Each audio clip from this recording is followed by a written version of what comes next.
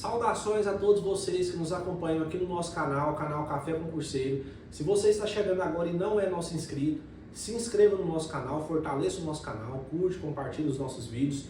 Nós estamos iniciando um novo projeto. É o projeto Estatuto dos Servidores Públicos do Estado de Minas Gerais.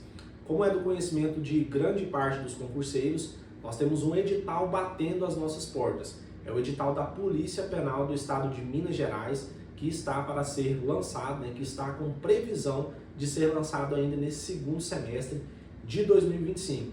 Nós vamos passar pelos principais pontos do Estatuto dos Servidores Públicos de Minas Gerais. Pelo que eu venho estudando desse estatuto, é algo bem tranquilo, é algo que tem artigos que são bem dedutíveis, então nós vamos despender maior tempo naquilo que merece uma melhor interpretação mais profunda. Logo no nosso artigo 1º diz o seguinte: esta lei regula as condições do provimento dos cargos públicos, os direitos e as vantagens, os deveres e as responsabilidades dos funcionários civis do Estado. O primeiro ponto que vale ressaltar aqui logo nesse artigo 1º é que esse estatuto ele é de 1952, ou seja, antes da nossa Constituição Federal. Então nós vamos encontrar essa nomenclatura de funcionários por todo este diploma legal. Lembrando que toda vez que você ler e se deparar com esse termo funcionário, leia-se servidores. Nós estamos falando de servidores. Outro ponto que eu chamo a atenção para esse artigo 1º é porque esse é um estatuto relacionado que regula as condições de provimento e outros requisitos dos funcionários civis do Estado. Normalmente a banca gosta de colocar que ele também regula situações relacionadas aos militares. E nós sabemos que os militares eles possuem um regramento próprio. Outro ponto importante acerca desse estatuto é que ele vai também ser utilizado pelo pessoal do Ministério Público e para o pessoal do magistério. Então, diferentemente do que acontece em outros estados nós temos a distinção, estatutos separados para outras carreiras. Aqui em Minas Gerais nós temos o estatuto versando para esses servidores também. Então, esta aula também serve para esses outros servidores, caso esse diploma legislativo seja cobrado no certame também.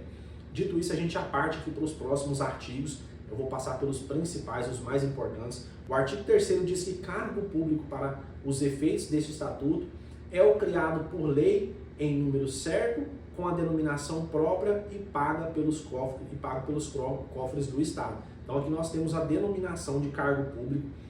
A gente já vai passar aqui para os próximos artigos que são mais importantes. O artigo 5º diz que classe é um agrupamento de cargos da mesma profissão e de igual padrão de vencimento. Aqui eu trouxe inclusive um esquema ilustrativo para que fique melhor a nossa memorização, a nossa captação de informação acerca da classe. Então aqui nós temos diversos cargos, Eu fiz a ilustração aqui, o cargo A, o cargo B, o cargo C, o cargo D. São diversos cargos, é um agrupamento de cargos, que correspondem à mesma profissão. Então, no caso aqui é Polícia Penal. Então, todos esses cargos estão contidos aí dentro da Polícia Penal. Dito isso, nós já partimos aqui para o artigo 6º, que diz que carreira é o conjunto de classes da mesma profissão escalonadas segundo os padrões de vencimento. Então, as carreiras aí, elas possuem esse escalonamento de acordo com os padrões de vencimento. Esses pontos aqui que estão negritados, eles são importantes, eles são possíveis questões de prova. Aqui eu inclusive deixei um ponto de atenção no material. A classe está dentro da carreira. E para memorizar, assim como eu disse aqui no ponto de atenção, a palavra classe ela é menor do que a palavra carreira. Logo, a classe está contida dentro da carreira. Talvez ajude alguém a estar memorizando e a estar captando melhor as informações referentes ao diploma legislativo. Dito isso, a gente já parte para o nosso próximo artigo. Vamos pular lá para o artigo 8º, que diz que quadra é o conjunto de carreiras, de cargos isolados e de funções gratificadas. No nosso artigo 9º diz que não haverá equivalência entre as diferentes carreiras, nem entre cargos isolados ou funções gratificadas. Aqui eu destaquei outro ponto de atenção. Nós temos inclusive uma vedação constitucional nesse caso. Então, antes mesmo da Constituição vedar isso, lembre-se, o nosso diploma legislativo ele é de antes da nossa Constituição de 1988. Mas antes mesmo da Constituição vir e fazer essa vedação, o nosso diploma legislativo já havia feito isso. Dito isso, nós partimos aqui para o capítulo 1, que fala sobre o provimento. O nosso artigo 10 diz o seguinte: os cargos públicos são acessíveis a todos os brasileiros, observados os requisitos que a lei estabelecer. No nosso artigo 12, nós temos as formas de provimento do cargo público.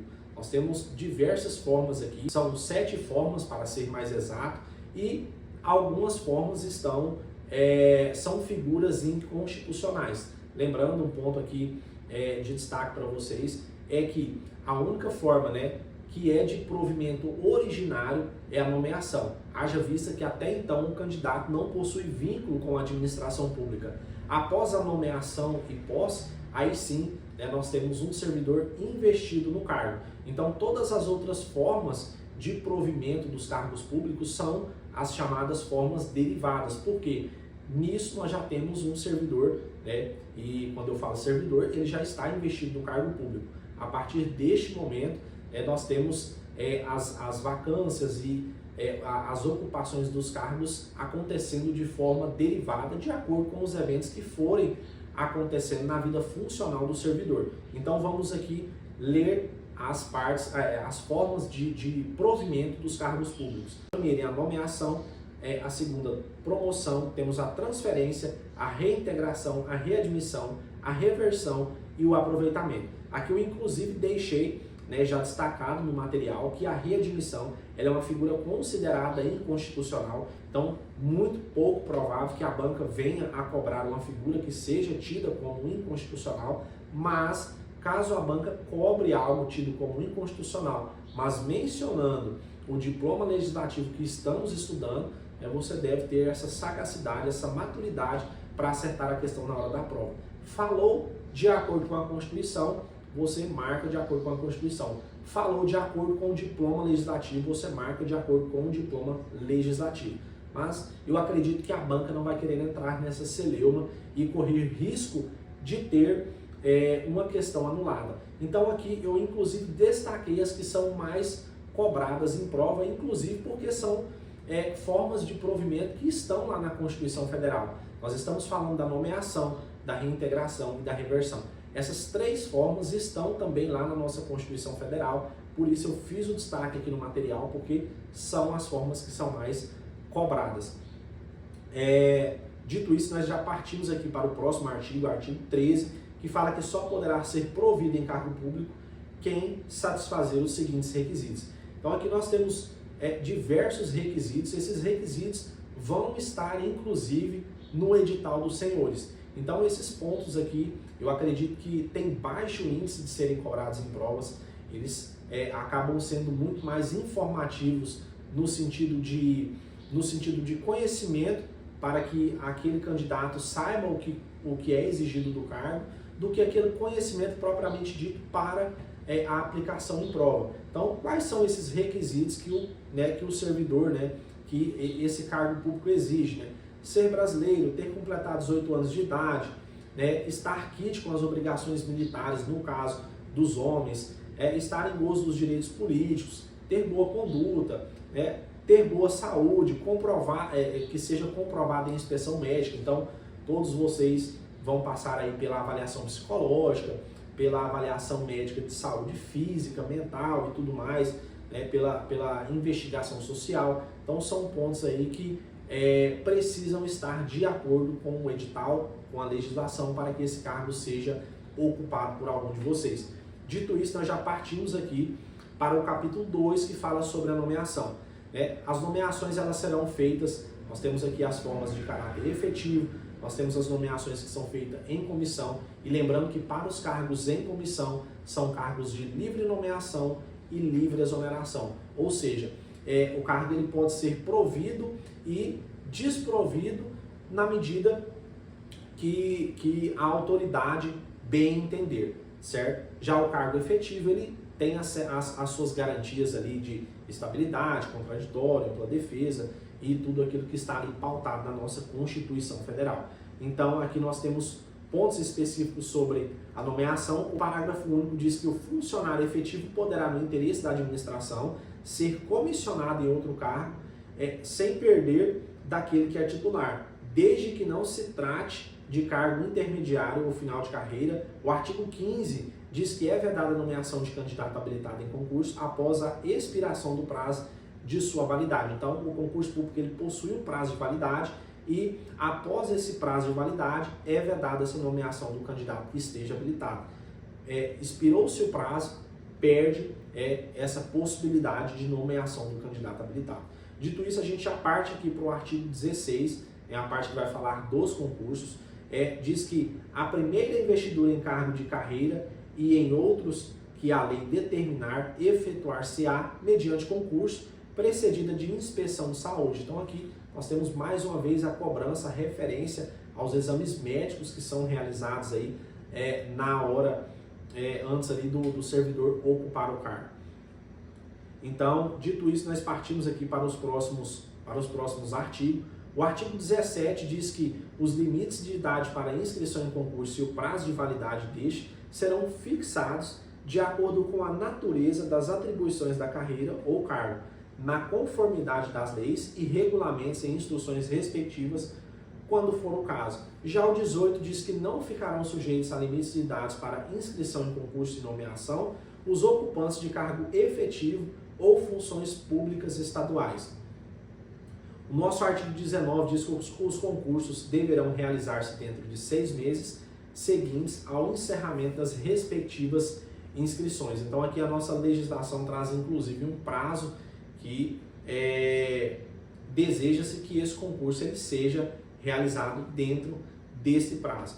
Esse início da legislação, pessoal, não traz tantas informações igual outros códigos que nós podemos estudar de outros estados, mas na medida em que formos avançando, nós vamos passando o que há de mais importante, o que há de maior possibilidade de cair em prova. Há artigos aqui, que assim como eu disse no início desse vídeo, que eles não merecem o despendimento de tanta interpretação, porque eles são bem dedutíveis e uma simples leitura, uma rápida leitura no nosso diploma legal já faz toda a diferença para você estar captando a informação que está sendo passada. Dito isso, a gente já parte aqui para os próximos artigos. O artigo 21 diz que qualquer cargo público vago cuja investidura dependa do concurso não poderá ser exercido interinamente por mais de um ano. Outro ponto importante aqui, artigo 22, perderá a estabilidade o funcionário que tomar posse em cargo para o qual tenha sido nomeado interinamente. Aqui nós já partimos para a seção 4, que fala sobre o estágio probatório. O estágio probatório é um ponto importante, sim, é um ponto bom para ser cobrado pela banca. E o artigo 23 diz que estágio probatório é o período de 2 anos de efetivo exercício do funcionário nomeado em virtude de concurso e de 5 anos para os demais casos. Aqui eu chamo a atenção de vocês para outro ponto que não está, melhor dizendo, de acordo com a nossa Constituição. Porque lá na nossa Constituição, o prazo mencionado do estágio probatório é um prazo de 3 anos. E é comum nós encontrarmos esse prazo de 2 anos sendo mencionado em diversos diplomas legislativos.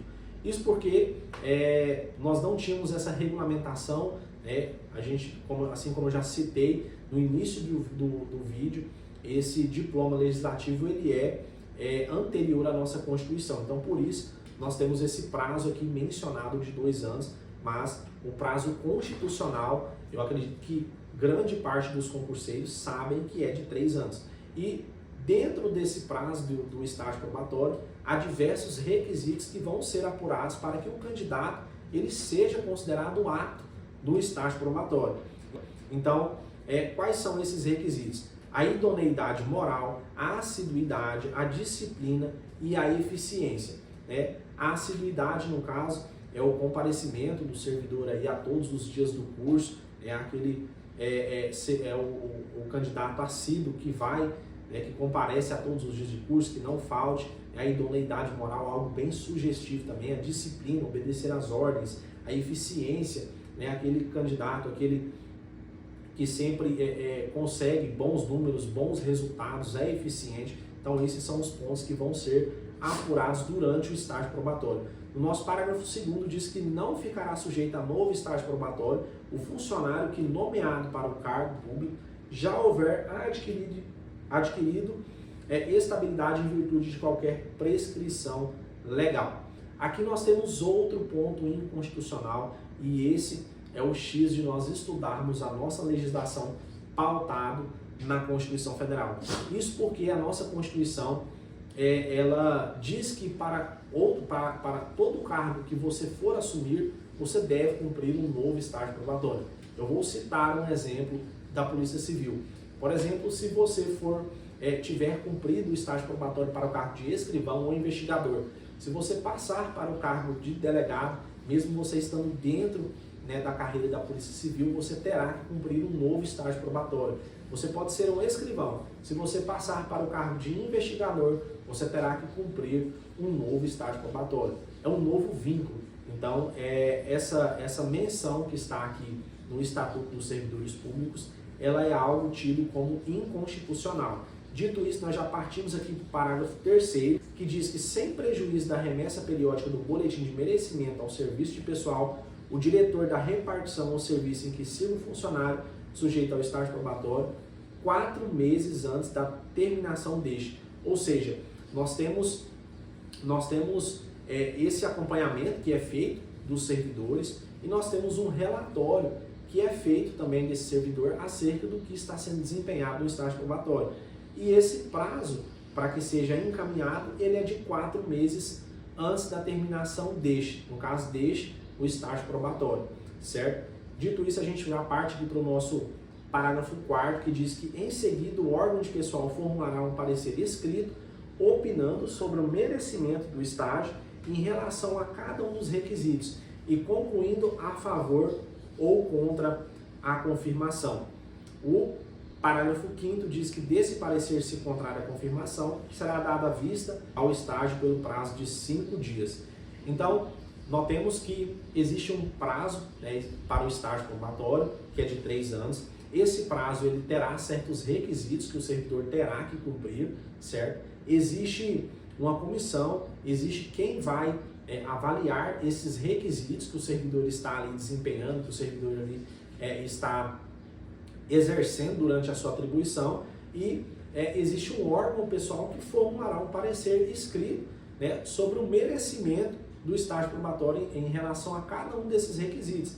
Então, perceba que nós vamos ter aí, de certa forma, uma avaliação do estágio probatório, se é que possamos dizer assim. E caso esse parecer ele for contrário à confirmação do candidato no estágio probatório, será dado vista ao estagiário pelo prazo de 5 dias.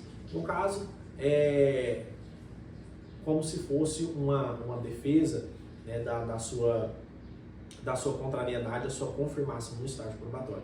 Dito isso, nós já partimos aqui para os próximos parágrafos.